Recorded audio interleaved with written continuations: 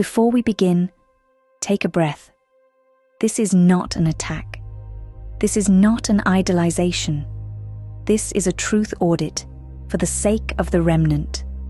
Because if we're going to understand Paul, we need to remove the church lens and let Yahusha be the filter. Let's begin. Was Paul really an apostle? According to Acts chapter 1, an apostle must have walked with Yahusha during his earthly ministry and witnessed the resurrection. Paul didn't meet either qualification. He wasn't one of the 12. He wasn't there when Yahusha taught. And even though he calls himself an apostle in Romans 1, Yahusha never gives him that title. Matthias replaced Judas, not Paul. So what was Paul? He was a messenger, a teacher, but not one of the original apostles sent by Yahusha himself. What really happened on the road to Damascus? Paul describes a vision, a blinding light, a voice from the heavens. But in all three versions in Acts 9, 22 and 26, he never hears or speaks the name Yahusha.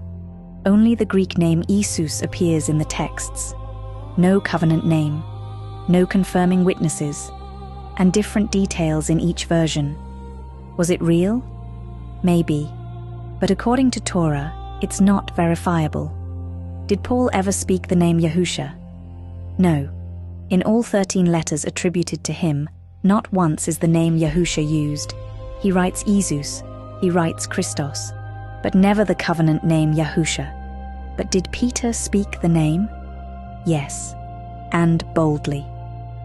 In Acts chapter 4, Kepha stands before the Sanhedrin and declares, "Be it known to you all, that by the name of Yahusha HaMashiach, there is no other name under heaven given among men by which we must be saved."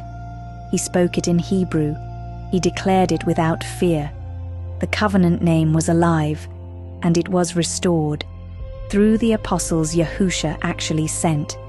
Did Paul say Yahusha personally sent him? He did. In Galatians 1:1, Paul says he was not sent by man, but by Yahusha. But no other disciples witnessed this. And again, no use of the true name. It's a private claim, not a public commission. We must test it. Was Paul a Pharisee, a Roman, or a Nazarene? He was all three, a Pharisee by training, a Roman citizen by birth, and eventually a follower of the Way, what others called the sect of the Nazarenes. That triple identity gave him access, but it also made him complex and easy to misinterpret. Did Paul teach the Torah was abolished? No. In fact, he says in Romans 3:31, "Do we make void the Torah through faith? Never. We establish the Torah."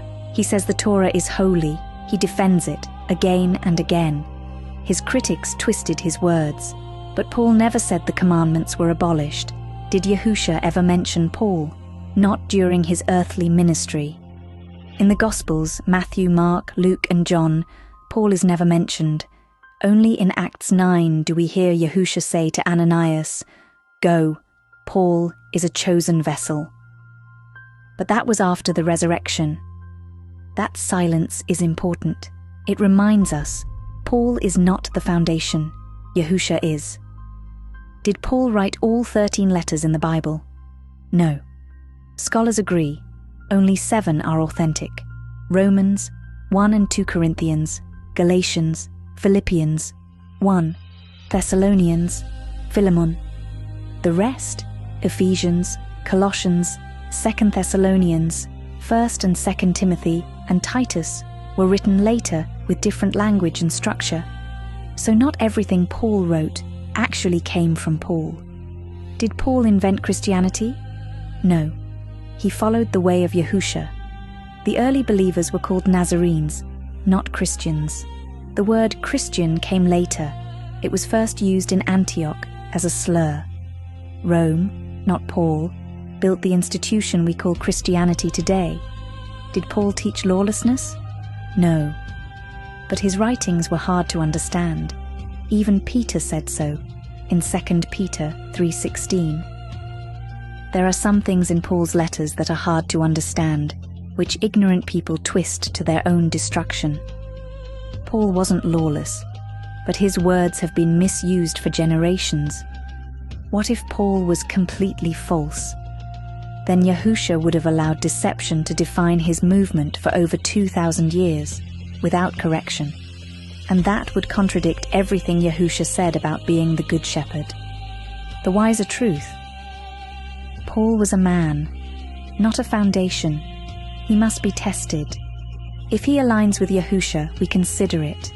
If he contradicts Yahusha, we discard it. For more information, visit our website. His name is Yahuah.org. Like, share, and follow for more truth.